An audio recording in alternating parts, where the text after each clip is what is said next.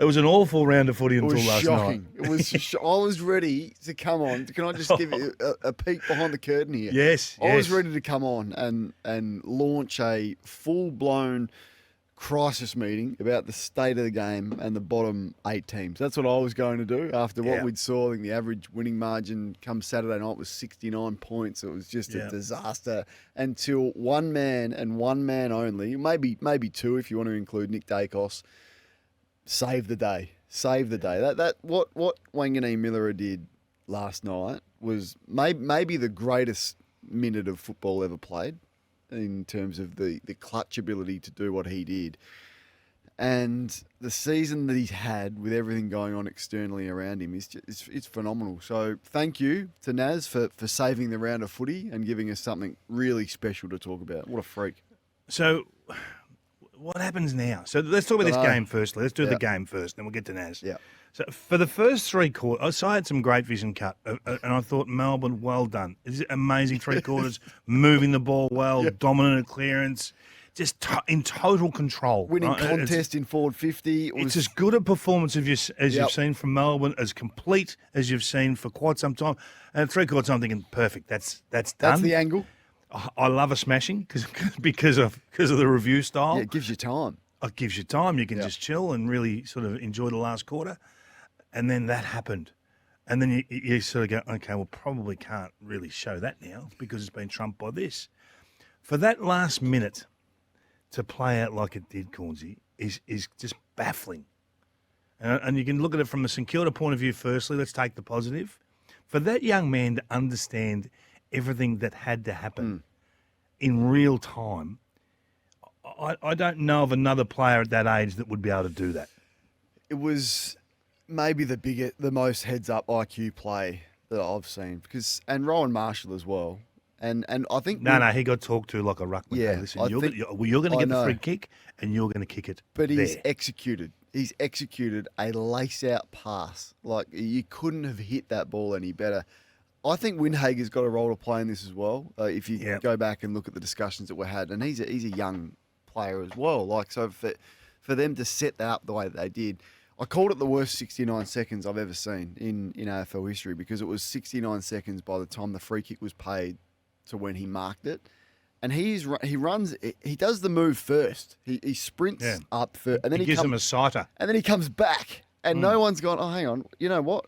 He's had 33 to this point and kicked 3, and he's just taken a hanger on Bailey Frick. I reckon just keep an eye on him. I reckon someone just keep it, and they did, and they let him do it again. It's the worst 69 seconds I've ever seen from Melbourne, and we'll get to the Melbourne fallout from it in a minute. But just hats off to him, and maybe the most clutch performance since Nick Davis. I reckon that's what I was thinking. I know Nick Davis in a big final, but that's a 9-goal quarter. A 9-goal quarter. It's only happened twice in a decade for the Saints.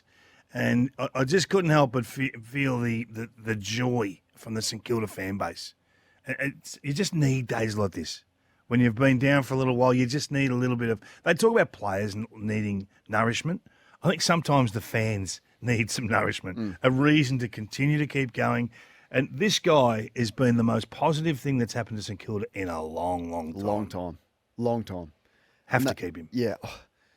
I wonder whether now he's seen this, and the joy that he's brought to this fan base, and the legend that he's going to be at this footy club, and go, I can't leave now. That's what I thought. Like, the emotional investment now in him from the fan base and from Ross and from his teammates, and how beloved he is already, could he possibly leave now? Well, of course he could. Well, why would he go to Port? He may have already made up his mind. And maybe it's just simple finance. Maybe it's the surely the Saints can pay him more than anyone else. I'll tell you one thing: they'll never forgive TDK if he comes on the huge money and they lose Naz at the same time. They'll never embrace, and they'll never forgive. It just won't work out. They'll always look at Nasir and say he was here, he was with us, and we went and paid X for that guy, and we lost him. They'll tear the joint down. for him to be that level, where is he sitting in the competition right now? Because he's been doing not this clearly, but 75% of this for the back half of the season. Where do you have him right now in the competition as a player? Just as a damaging commodity. Top 5. He has to be, doesn't he? Top 5 now. Yeah, I mean he's at that level. Yeah, he's at that level with Bont and Daicos and Darcy for me. And I mean that catapults you into a different stratosphere, doesn't it? With a performance like that. So yeah, where do you have him? 043390 at 1116. Let us know. And the mark from Taru, I mean, didn't have a great day yesterday, but to see him float across, there's some guys just seem to hang in the air. He's a forward to me. Longer than others. He's a forward. Float. He's a floater in the air. He just floats. Yeah. Yeah, they just hover. So I like the coaching of that. He had some errors early, which can happen, and Ross brought him off the ground, had a good conversation with him on the phone, then reset him as a forward. He kicked his first goal. He competes. He's got high IQ. There was just a couple of little taps out into space. So, yeah, I mean, now you've got him, and let's hope Wanganeen Miller stays. I hope he stays. Are you seeing the youth now? Are you seeing them come through? I love Max, those. I love those. Hall's going to be a beauty. 13 score involvements, huge Hall's last quarter. He's a star, mate. He's going to be a very, very good player. I still think they need 4 or 5 more, and they know that. You always need more. Yeah. Everyone always needs more, but let's just talk about the half a dozen that they've got, because I think they get short-sold when everyone talks about the Saints. Half a dozen? Yeah, yep. I don't know if there's half a dozen. I reckon there is. I love Windhager, but I don't know if you include him as a bona fide A-grader. I'm a hasty fan, and he's just starting to see him get some opportunities now. I think that Sean Mack will be a good player. I love Hall. Jury's out on Owens. He may have plateaued fractionally, but you know, what's the saying, that all the rising tide lifts all ships? You know, if they get a little bit better, they don't ask for much from those guys. They're just bit part players, some of them. So I think you're starting to see the future, and we haven't seen this for a little while. So I think there's positive signs. All right, let's talk about Melbourne, or just before we put a bow on the Saints. So I think it was 25 entries to three-quarter time, and 18 or 19 in the last quarter. It might have been 18 to 7 in the last quarter when they're chasing the game. Does Ross need to free this up? Does he need to release the shackles from minute 1? Because that's what you're capable of. You can't have 25 entries for three quarters and then just go, okay, well, we're 46 down. Let's go. And this happened a couple of times last year where they're chasing a big deficit and they play with a lot more freedom. Does he need to release the shackles and give a bit more trust into this group to play that way for longer and from the start of the game? Yeah. I think they do move the ball pretty aggressively, and it's just about, can you win contests forward of the ball? They started winning contests, didn't they? I've kicked 100 points once for the year, and he had 25 entries at three-quarter time against a bottom 6 side under a roof. That's not going to cut it. And they got smashed for three quarters. Yeah. So we've conceding that, or agree with you there. But the simple answer is, can they just play free-flowing footy when they've got an inferior list than most teams? Do you do that? But they showed that they can. Yeah. So do you start like that? I think when you have a bit more freedom, because we know where they're at. They're not playing for sheep stations here. They're playing for little bits of improvement and a bit of nourishment. Like, you think that the players aren't feeling a bit more better about themselves, kicking 9 goals in a quarter? How good's this? Touching the footy, we're scoring, backs are getting a break, we're moving the footy, we're going. This, rather than the congested nature of the way that he's playing and the safe way that he played for three quarters, and has done a lot, and it's kept them in games, and it's kept them in games against good sides. It's valid points, no doubt. I think when you've got the weaponry to match it, they free the game up for Nas. He goes where the problems are. How did he end up at full forward, do you know?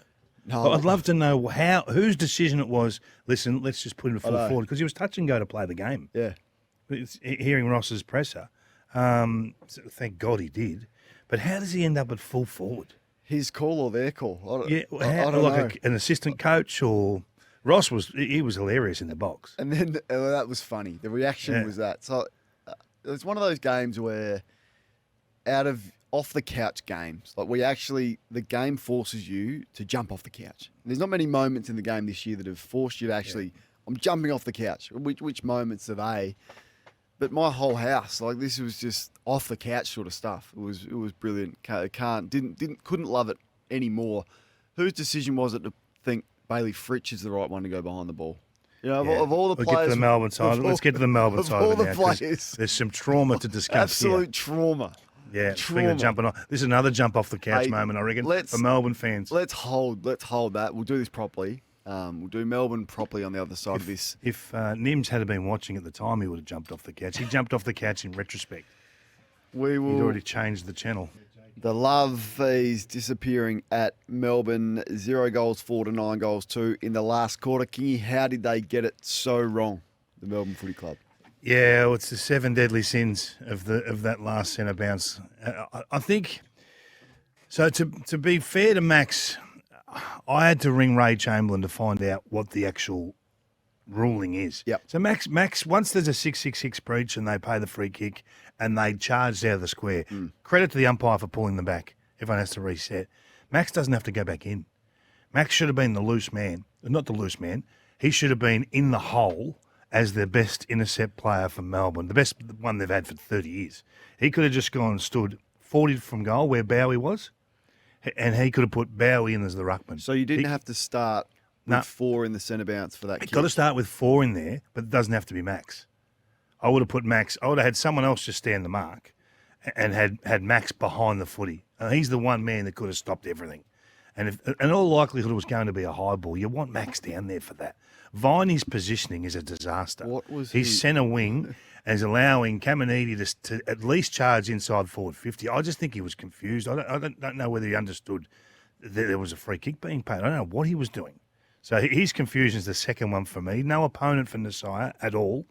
So when they brought the extra in to make it 4, which come from the half-forward flank, I think it was Sparrow, he come from a position where he couldn't defend nor man the mark. So you're one man down anyway. So that's a problem. Bowie was confused. He in the end turned around and faced his 5 other defenders as the ball's in motion. I didn't understand why he was standing. If you're going to stand in that aggressive position, terrific. Yeah. But you've got to watch the play. You've got to go for the ball. Bench management. How is the bench not controlling the game at that point when you got Simon down there? No idea. And Goody's body language was nothing. There was no instruction. There was no pointing. There was no voice. If you're going to be on the interchange bench, that's the advantage of being there, to be able to instruct Jack Viney. Hey, go back to the edge of the wing position so you can shuffle around. He was just standing there almost with his hands in his pockets. And I think the bunch defenders is an error in that situation. You can't have the opposition drag your whole defensive outfit to one pocket of the forward 50. Now, I understand in all likelihood it was going to be a long driving kick and you maybe want a contest from your keys, but I would have thought at least a couple would have been 10, 15 metres off that pack and make them lead past you and pick them up on the way through. But just a whole host of errors. So they weren't ready. They weren't prepared. Nothing. They hadn't managed the details through an off-season or through a 2-minute drill. And I made the comment last night, this wouldn't happen at Collingwood. And it happens at Melbourne. So that's a reflection of the information you are giving your players. Do you think they just conceded, like when they knew they couldn't win that game of footy and when that it was going to be a draw? Like I looked at the bench and the body language. Clayton Oliver was sort of just couldn't look. There was another player with head in hands. Simon Goodman was there with hands in pockets. Once they realised that they weren't going to win that game of footy, it appears as though they just gave up. Really, that's what it looked like. They were defeated. Cozzy Pickett played the 7th lowest game time of any Melbourne player in the last quarter. 7th. He played 23 minutes of a possible 32 minutes 41. So if you can compare that to Wanganeen Miller, if Cozzy's resting, he's resting forward. Why is he on the bench at the critical stage with 2 minutes 42 to go? Cozzy Pickett's on the bench. So we focused clearly on the last goal, but there were some other terrible errors. Tom McDonald's refusal to stand the mark was a shocker, which led to a goal from outside 50. Clayton Oliver's one of the highest paid players in football and did not want the footy in his hands. The hot potato style handball inside forward 50. Then he eventually got it back and couldn't even register a behind. Like, Didn't use his left. This is a player that is just devoid of any confidence, and you're paying him over $1 million a season. Like, so the drop off, the fall from grace from him. Players that weren't able to influence at all in the last quarter. They touched the footy 67 times in the last quarter. So they're performance things. Some of those things are performance things, which can come and go, right? But there are the controllables. Like, you can control when you take Cozzy from the ground. Exactly right. But to take him from the ground 21 minutes into the last quarter when the game's in the balance, like bench management, your rotation. Who's your rotation guy? Why are we bringing him off 21 minutes into the last quarter of the game? You should have planned for this. He should be off 15 minutes into the quarter so we can have him out there if the game does get tight. Looks like it's getting tight. They've kicked the first 3 of the last quarter. Let's give him a quick breather and get him back out there. Like, to do it at 21 minutes, I'm with you. It's just way too late. 9 goals. There was a lot of time to get him back on the ground. Like, there's a lot of time for him to come on and off the ground with 9 goals kicked in the quarter. So, is it coming to an end? I don't know for Goody. Like, is there a fresh? Is this another just reminder that they probably need a fresh start? As much as he's going to go down in the club's history as an absolute legend, that there's some issues in their game that have been constants for the last 2 to 3 years. There's been external distractions, and on the field, some issues that he hasn't been able to solve. This is just another reminder that maybe they need a fresh start, Melbourne. When you lose like this, you allow us to have these conversations. I thought they did a terrific job for the first 3 quarters. And I thought wins are going in at centre bounces. There've been some evolution there, something different. So I liked what they'd done. But when you are short on details, they're the gaps that cost you coaching status. They cost you your job. So I don't think this in isolation will. But they wouldn't want another one of these types of incidents where the details are not adhered to or known. The Eagles this week for the Melbourne Footy Club. So 6 games for the year they've won. They're 13th on the ladder. These fans, you can have your say on that. I guess the next... Do you get the feeling that these fans have had enough? I'm starting to sense that there's a bit of angst amongst the fans. They're just a bit emotionless, Melbourne fans, to me. Like, they're not, they're not I feel like they're if angry. This was a Carlton loss, imagine the venom that was coming through this morning from Carlton fans. It just feels like the Demons fans just aren't as passionate. Yeah, I don't know about that. Or angry. Yeah. But I might be wrong. Yeah. I think I feel like they're angry. I feel like they are angry. But maybe tell us, text us, call us. We've had some big ones. Heaney's had big ones. Cozzy Pickett has had big ones. Jezza, of course, what Naz did yesterday. But Nick Daicos, 42, kicked 3, 14 score involvements, 8 inside 50s. Used the footy so well in those tough conditions. Kingy might get that Brownlow this year after all. Yeah, to say he's been getting a lot of votes, Corns. He should have won it in 23 when he was 6 in front, and I know a couple of people had him at 50, so I don't want to bring it up. And he had, 38 votes last year. So he's clearly, we all think he's in front. How would you know? Still a couple of others there. Dawson and Anderson, I think, are his biggest rivals. But we haven't seen Nick use the ball as well as what he used it on the weekend. He's been able to get a stack of ball, but his damage had, for some reason, been off for the bulk of the season. What a time to gather it. Round 20. It's a perfect time to have him just find this sort of form. Is there a guy that you just, the old put your glasses down more Running regularly? Inside 50. Running inside, put your glasses down. Remember that legendary commentary? Yeah. You just go, yep, that's going to go done. through. There's no one better Nah. running inside forward 50 shot at goal than him. Gary Ablett Jr. was the best I've seen, but Noah Anderson's up there too. He's coming as well, yeah. The two of them, as they stride through, you go, through. Put your glasses down. Who was that commentary? Who was that? Was Someone that Mike Williamson? 043390 1116. It'll take us about half a second for the balls to text through who that takes was. A while. Takes a Gary while Ablett for Geordie. Jr.'s had the most Brownlow votes ever on 262. Nick Daicos will break that by a mile. He will end up being the most voted for player. With the game's changed now, the way we vote. I understand that, but he's going to... Sorry to rain on your parade. No, you get a lot more votes. I get it. I understand. Anyway, you're getting 40 a year. Let's move on to your club, and have a listen to Alistair Clarkson post-game. Everyone will look at win-loss and all that sort of stuff, and they're making progress. And even if it is just win-loss, we have made some progress. But we've had 3 performances that were well below our best, which is the Carlton game round 6 here, the Hawthorn game about a month ago down in Tassie, and tonight. But outside of that, we've been much more competitive than what we were last year, and winning more quarters and being in more games at 3/4 time than we had last year. So there's some of the measurements that we used. Is that true? Is that like just an overarching view of their season? Like you listen to that and you go, they're making significant progress is the way that he sold it there after what we saw on the weekend. Because I sort of call rubbish on that. Now you go, well, you've won one more game. I get it. But I'm not sure there's the level of progress that Clarko's trying to sell there. So on the weekend, and the Hoyne man sent me this yesterday, Geelong scored from 47% of intercepts, which is the best return seen for 12 years. They scored from 38% of all change, which is the third best game for 9 years. Ball movement, D-half chains that go inside 50, 62%. The second worst defensive game for 14 years. Yeah. Now, I don't care what you're spitting. If those numbers ring true, and they've been really poor defensively for 6 years. Yeah. Nothing's changed defensively, and until something changes defensively, what are you building? So you love this. You love this club. I know you love this club. So just remove all of that and the numbers. And what are you seeing? Are you worried about your footy club and the lack of progress? You have to be worried, don't you? So when people from the club ring you, or when you're discussing North Melbourne, what do you say? Like what's your advice? Well, the first thing he says, I don't know, because I'm not down there. No, I get that, but you watch them closer than anyone. Yeah. Anyone. You've got a good lens. You're well connected.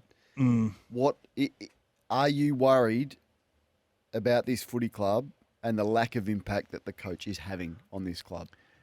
The problem if I talk honestly, it becomes a bigger thing. No, it right? doesn't. It's just we're talking footy. We're not solving in my the world's own problems. heart of hearts. This club desperately needs stability, right? And it's been through turmoil and spitting out coach after coach after coach for 6 or 7 years. Clarko for 5 years was perfect. Let's just do this and see where it goes. And I just thought there'd be a more significant improvement third year. I think, okay, there's some problems with the list and you need to do a few things and then you get to a point where you trade out next year's, the next first round draft pick to get some more talent in ahead of time. I like that idea. You like this guy at pick 25 and you want to give away an early pick, no worries. You're getting some senior bodies in just to help it. Yep, no worries. Yep, all good. And then you're still here. So from my personal point of view, I look at it and I think, I always wonder, is the coach telling us the absolute truth? Like, is it just words? Are they just words to appease a 10-minute press conference, or is this really what he feels? What do you think? Well, I don't know. I just feel like sometimes they're words, and it's. I'm not going at Alistair. I'm not. I just when the evidence is what it is defensively, and it looks so confused. Joey showed some great vision last night. It's just so confusing trying to watch them and work out how they want to play, whether they got the ball or they're defending. So I didn't expect to be here halfway through the third year. And I know there were challenges in his first year, but there were still 3 pre-seasons. So the pre-season period is where you pick up your gains, your significant improvement. So there's so much work to do. And I get confused with how they reward Caleb Daniel in that back. How they reward him with selections, it baffles me. I haven't seen him do one thing that's blown my mind. And defensively, I think he causes confusion for the rest of them. Griffin Logue, I mean, mate, what's going on with Griffin Logue? I don't know. Like, how do you... All valid questions. You know, so they're things that I would love them to honestly talk to us about. But I get you got to protect the player. They're like family, all those sorts of things. But it hasn't improved defensively. You can say whatever you like about the Hawthorn era of way back when. This is not this. That's what it. Because I watch a lot of and consume a lot of Clarko's stuff, and when they were asked about trading the pick that you mentioned, the references to Hawthorn I don't think North Melbourne fans care about Luke Bruce being a rookie in 2009, 16 years ago. I don't know. North fans, am I wrong? Like, I don't think when you are asked, did you think it was going to be this bad? And if you did, why did you trade away what is essentially going to be pick 2? And then the reference is we got Nick Larkey at pick 70 and Luke Bruce was a rookie in 2009 and went on to kick 600 goals. I just don't think North Melbourne fans care about what happened at Hawthorn all those years ago. I just don't. I don't think they care about Jeremy Cameron having more games experience than the whole of the back line. This is a midfield that got absolutely smashed when you've invested so heavily in the midfield. Luke Davies-Uniacke is getting 1.2. You've got Simpkin in there who's getting big money as a captain. Powell's played a lot of football. Sheasel's played a lot of football now, highly talented. I know Sherry wasn't there, but Reece Stanley's the ruck for the opposition. He's hardly a world beater, Reece Stanley, and it was 9 goals from stoppage again. So I don't know. It's just North fans. It makes me think that Tristan Sherry's the captain. He's the captain. He plays in a manner that you can't help but follow. And I just think, you know what? If he's not there, it's stark. And then when he is there, at least you get something to be proud of. So I think there's massive questions. I'm with you, right? I don't want to hear about what other clubs have done with their rookies and their deep picks. How about North do it? Let's have a listen to Matthew Nix, who pulled off one of the biggest showdown win of all time. Yeah, you dream about performances like that. You know, on a wet day where, you know, that can bring footy down a bit. I thought it was a great game of footy for our guys to perform the way they did and be just so clean and ruthless in the contest. You know, we tackled as well as I've ever seen us tackle. There was a point there, I'm not sure if we had a missed tackle, or maybe one. And that's years of work. It's years of work just putting in. So it was one of those nights that you dream about. One of those nights you dream about. Hard to argue with anything he said. I think they're the best tackle breakers as well. They're really hard to tackle, this Crows group. And I hear that the numbers they lift in the gym, Kingy, are off the charts. Is that right? It has come back to me that their performance in the weight room is astonishing. Give me some names. Some of the tin that they are shifting at the Adelaide steel. Footy Club needs to be seen to be believed. So, look, I don't know how much of an emphasis clubs place on the weight room, but I think Adelaide have placed a lot on it, and they are absolutely bullying sides. And you can't tackle them. Like Miller, you can't tackle. Where's this come from? This is a guy who was struggling to get on the park. Saligo, you can't tackle. Berry is powerful.